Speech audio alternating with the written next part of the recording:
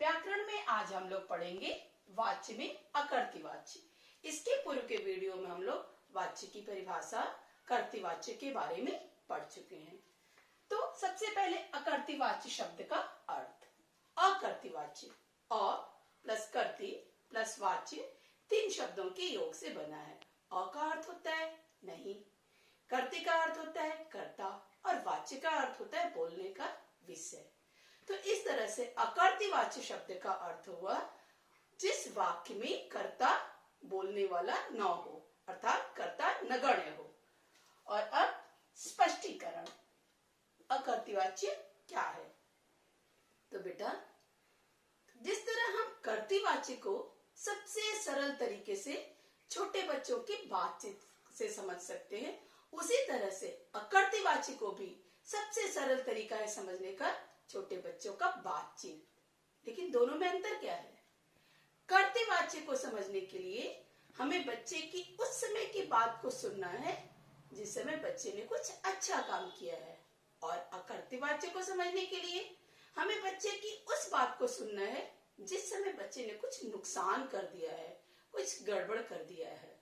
जैसे बच्चे ने अपना टिफिन बॉटल खो दिया है, बच्चे ने अपना बॉक्स तोड़ दिया है। अब बच्चे को, टीचर को, घर के बड़ों को, सबको ये बात पता है कि टिफिन बॉटल बच्चे ने ही खोया है, बॉक्स बच्चे ने ही तोड़ा है। लेकिन जब टीचर या कोई बड़ा बच्चे से पूछता है, तुमने अपना टिफिन बॉटल खो दिया, तुमने अपना बॉक्स तोड़ दिया, बच्चा ये नहीं बोलेगा कि मुझसे बॉटल खो गया, मुझसे टिफिन खो गया। वो क्या बोलेगा? वो तो खो गया, वो तो टूट गया। बच्चे ने क्या किया? कर्ता को नगण्य कर दिया, कर्ता को हटा दिया। वो सिर्फ कर्म को प्रधानता दिया कि वो हो गया, उसने किया नहीं। तो बेटा, यह हुआ अकर्तृ वाच्य, जहां पर कर्ता नगण्य हो जाता है और कर्म की प्रधानता होती है। और अब स्पष्टीकरण के बाद परिभाषा, अकर्तृ वाच्य किसे कहते हैं? तो जिस वाक्य में कर्ता गौण होता है उसे अकर्तृ वाच्य कहते हैं। और अब अकर्तृ वाच्य के भेद। अकर्तृ वाच्य के 2 भेद हैं, पहला कर्मवाच्य और दूसरा भाववाच्य। तो पहले कर्मवाच्य। अब सबसे पहले हम लोग कर्मवाच्य की परिभाषा के बारे में जानेंगे। कर्मवाच्य क्या है? वाक्य में जब वाच्य बिंदु कर्ता न होकर कर्म होता है उसे कर्मवाच्य कहते हैं। और अब कर्मवाच्य की विशेषताएं, कर्मवाच्य की क्या विशेषता है? तो पहली विशेषता, कर्मवाच्य में कर्म की प्रधानता होती है। कर्मवाच्य में कर्ता की जगह कर्म प्रधान होता है। जैसे कविता से गाना गाया गया, मम्मी से खाना बनाया गया, लड़कियों ने गीत गाया आदि। और दूसरा, कर्ता के साथ से, द्वारा, के द्वारा का प्रयोग किया जाता है। बहुधा कर्ता के साथ से, द्वारा या के द्वारा, तीनों में से कोई एक प्रसर्ग प्रयोग होता है। जैसे बच्चे से पेंसिल खो गई, मम्मी से पर्स खो गया, प्रेमचंद के द्वारा गोदान लिखा गया, जयशंकर प्रसाद द्वारा कामायनी लिखी गई आदि। और तीसरा, कभी कभी कर्ता का लोप भी हो जाता है। कर्मवाच्य में कभी कभी ऐसा भी समय आता है कि कर्ता पूरी तरह निरस्त हो जाता है, कर्ता का लोप हो जाता है। जैसे बॉटल टूट गया, कपड़ा फट गया, रक्षाबंधन सावन के महीने में मनाया जाता है, दीपावली कार्तिक के महीने में मनाया जाता है आदि। 4, क्रिया का लिंग, वचन और पुरुष कर्म के अनुसार होता है।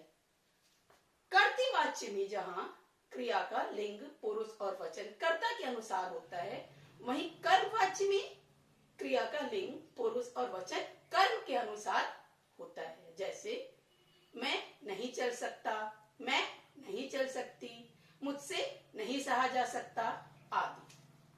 और फिर यहाँ यह उल्लेखनीय है कि कर्मवाच्य में कर्ता के साथ से, द्वारा, के द्वारा जोड़ा जाता है। इस कारण कर्ता गौण हो जाता है। कर्ता के साथ जब से, द्वारा, के द्वारा जोड़ते हैं तो इसके जोड़ने से जो कर्ता की प्रमुखता होती है, प्रधानता होती है, वह कम हो जाता है, जिस कारण कर्म प्रधान हो जाता है और कर्ता गौण हो जाता है। जैसे मम्मी खाना बनाती हैं, अब यहाँ कर्ता प्रधान है कि मम्मी खाना बनाती हैं। अब हमने कहा मम्मी के द्वारा खाना बनाया गया, तो ये के द्वारा लगने से मम्मी की प्रधानता कम हो गई और खाना बनाने की प्रधानता ज्यादा हो गई, मतलब कर्ता गौण हो गया और कर्म प्रधान हो गया। और नेक्स्ट, इसमें सिर्फ सकर्मक क्रिया ही प्रयोग की जाती है। कर्मवाच्य में सिर्फ सकर्मक क्रिया प्रयोग की जाती है। कर्तृवाच्य में दोनों तरह की क्रिया प्रयोग होती है, लेकिन कर्मवाच्य में सिर्फ सकर्मक क्रिया प्रयोग की जाती है।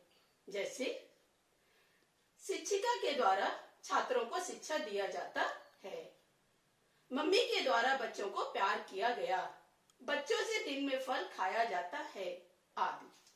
और सावंत, कर्मवाच्य में असमर्थता सूचक वाक्यों में द्वारा के स्थान पर से परसर का प्रयोग किया जाता है।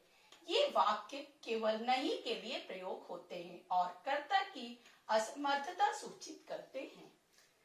कर्मवाच्य में जहाँ पर समर्थता दिखाना होता है, जहाँ पर नहीं बताना होता है कि कर्ता से यह काम नहीं हो रहा है या नहीं हो सकता है, वहां पर द्वारा की जगह पर से प्रयोग करते हैं हम लोग। और ये से जो है वो निषेधात्मक होता है, वह कर्ता की असमर्थता को दर्शाता है। जैसे मुझसे यह काम नहीं किया जा रहा है, मुझसे अब नहीं चला जा रहा है, आदि। और नेक्स्ट, कर्मवाच्य में क्रिया में प्रायः जा रूप लगाकर प्रयोग किया जाता है। कर्मवाच्य में क्रिया प्लस जा का प्रयोग किया जाता है, जैसे किया जाता है, खाया जाता है, आया जाता है, आदि। किंतु कभी कभी व्युत्पन्न अकर्मक क्रियाओं का भी प्रयोग कर्मवाच्य में होता है, लेकिन कभी कभी क्या होता है कि व्युत्पन्न जो क्रिया होती है उसका भी प्रयोग कर्मवाच्य में होता है। जैसे मजदूर लकड़ी नहीं काट रहे हैं, अब हम इसे कैसे कहेंगे कर्मवाच्य में? मजदूर से लकड़ी नहीं काटा जा रहा है, मजदूरों द्वारा लकड़ी नहीं काटा जा रहा है, आदि। और लास्ट 9th, कर्मवाच्य में सकर्मक क्रिया से बने अकर्मक रूप का प्रयोग होता है, जिसे व्युत्पन्न अकर्मक कहते हैं।